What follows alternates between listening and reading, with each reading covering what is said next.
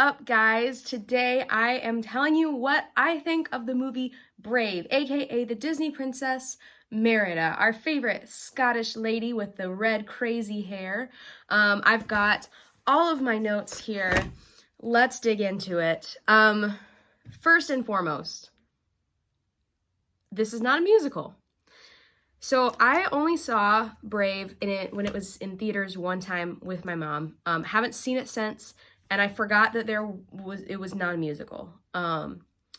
So that was interesting. Not a fan. I think if Disney was experimenting, they realized it was a fail and they didn't do it again, which I'm very thankful for when it comes to the Disney princess route. They have to sing. They just need to sing. That's all I have to say. A few fun little tidbits. I really appreciate that they use Scottish accents in a lot of these movies. When they're in different parts of the world, they don't use an accent fitting in Disney movies. So I was really happy for the Scottish accent. Also, her horse, his name is Angus. And for those of you who might not know, I have a brother named Angus, and clearly it's a very Scottish name you really don't hear here in the United States. So it's always fun whenever a movie has someone or a horse named Angus, because I'm like, it's like my brother. Overall thoughts on this movie. The animation is taken up another notch. The waterfall scene, I was like, that's incredible. When you see fabric, you could see like the stitches, especially in the tapestry, like it's so detailed. Like the animation was really, really good. And what they did with her hair was great. Like it paved the way, I think, so that Tangled could have the Rapunzel hair. Like this was we're preparing for Rapunzel's hair. All right, my favorite point in the whole movie, dark, ominous bird. Guys, that is 3 out of 3 for dark, ominous birds. Now, we can argue back and forth as to whether the sorceress lady is the bad guy or not. I think she's kind of a neutral party-ish, but dark, ominous bird. 3 for 3, guys. Is this going to be in all the movies? Because that'd be really cool. I'm keeping an eye out. Here's my thing. The parents in this movie have communication issues. I really appreciate that they're kind of making them feel a little more modern, and so the families in these stories will resonate a lot more with audiences today, which is just what a good filmmaker does. But in the scene where her mom is like telling her that she's about to go get engaged, her dad isn't like gonna help her out, and she's like looking at her husband. The wife is looking at her husband being like, are you gonna help me out here? Like, we're telling her something we know she's gonna hate, and he's like, oh, you got it. And he's not like fighting and being like, hey, don't disrespect your mother. Hey, this is what we've decided. Like, you need to present a united front, okay? That's like parenting and marriage. Disney, come on, what are you doing? I honestly think communication is one of like the big pieces of this movie. It's one of the big plot points. It drives the story so often throughout. I mean, you see it here, but you also see it just between Merida and her mom in general. Like they really struggle with communication, which is cool because then when her mom becomes a bear, they then have to learn to communicate in a whole different way. It's down to like at the bare minimum communication. How do we communicate basic needs, basic things when one can't talk? And I love that because it took them back to square one, almost like a reverse. Because when Merida was a baby, she couldn't use words to communicate, so her mom had to figure out how to communicate with her in a nonverbal way. And now Merida's mom is a bear, can't communicate verbally, and Merida has to do that. So I really thought it was cool that they showed that shift. And then in that, they were able to actually have better communication than ever before, even when one could not use words. I thought that was super cool.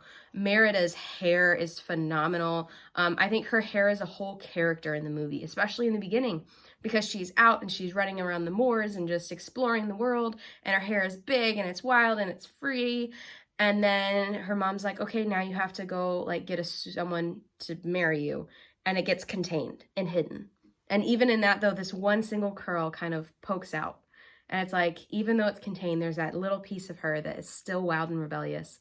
And then when it's time to be like, nope, I'm going to do things my way, she takes it off and her hair is free again. Her hair is definitely like a character throughout. I really love that. Okay. Guys, I just loved all the Scottishness in this movie. My family is of Scottish heritage. We are proud of that. We have bagpipers at our weddings. My dad wears a kilt to like all the weddings. Like, we're a Scottish heritage family, and so I was digging all of this. But let me just say, their little like Highland games where the guys come to compete for Merida, I was like, this is the Bachelorette. This is the OG Scottish Bachelorette. And I just thought it was so funny. I was like, what? But she doesn't get a choice. It was so funny. Like, it was, all the Scottishisms were hilarious. When they're eating haggis, like the three little boys eat haggis, which for those of you who don't know, it's like a sheep stomach stuffed. I think like chopped up baby lamb lung is in there. Like, it's crazy. It's a crazy meal. You never want to eat it. Gosh, there's so many things. Okay, let's just get into the scores. I'm going to go into the scores real quick. So because she didn't sing a ballad, I didn't really feel I could give a score, but I decided to anyway based on the song when she's like in her full Merida-ness. So I'm giving it a 2 just because like she didn't sing it, but it was good. And then role model, I'm going to give Merida a 5 out of 10. Okay, and here is why. Yes, she is spunky. Yes, she knows what she wants. She knows what she stands for. But girl is disrespectful. Like, disrespectful. No regard for her parents' feelings. Basically anybody else. She's always thinking about herself. She's disrespectful and she's kind of selfish. But she learns. But I'm going to say, like, overall, she's just very much like a cliche teenage girl who doesn't want to do what her parents want her to do.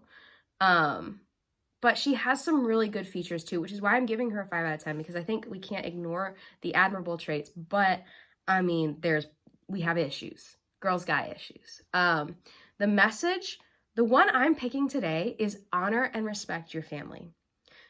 While the tagline of the movie is, you know, if you could change your fate, would you? Whatever. All throughout this movie, it is, these are the things my parents want, this is what I want.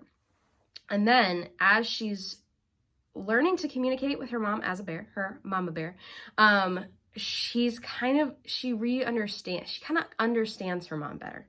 And they come to this understanding, and she almost sees like, I know, like, this is what you want. This is not what I want. And they're able to almost come to this unified place of like, okay, so this is how we are going to move forward. Again, communication.